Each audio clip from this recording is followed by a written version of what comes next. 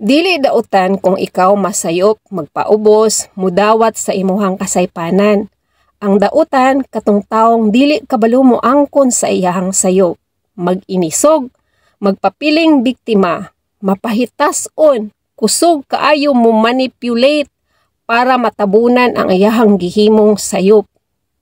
Dili na to ikauaw kung masayop ta. Tanang tao masayop, walay perpekto diri sa kalibutan. Pero nay ubang tao, kahibaw siya nga dili maayo ang usa ka butang nga buhaton, pero intentional gyud nga iyahang buhaton.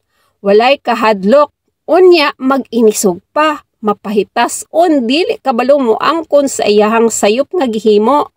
Walay kauwaw sa iyang kaugalingon.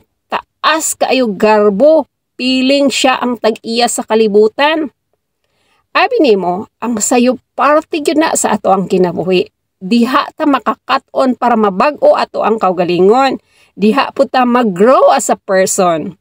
Ma-improve ato ang kaugalingon. Pero ikaw, dili kabalo mo angkon sa imong sayop.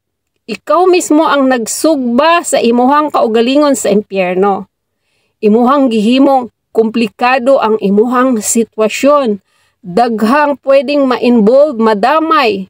Kung ikaw dili kabalo mo dawat sa imuhang mga sayop, magpabiktima ka, magsuko-suko ka para matabunan ang imuhang sayop nga gihimo. Pero dili ka makalusot kung iagi ang tanan sa proseso, pag-imbestiga, mugawas gyud tanang ebidensya nga sayop ka. Mong ayaw pag inisog kung nasayop ka, magpaubos ka, magsorry ka, unya ayaw na usba.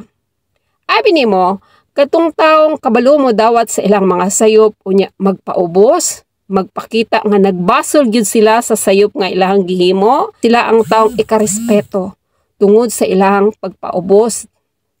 Dili na to ikahadlok kung masayop ta, basta wala na to tuyua. Diha ta makakaton sa ato mga sayop nga gihimo, diha ta mabag-o, busa ikaw, masayop ka, magpaubos ka. Ayaw pag inisog, ayaw pa biktima, unya ayaw na usba. Dili gyud ka makalusot sa imuhang gihimo bisan pag mamakak ka. Muagi na tanan sa proseso sa pag-imbestiga, mugawas tanang ebidensya, dili gyud na maayo. So amping, God bless.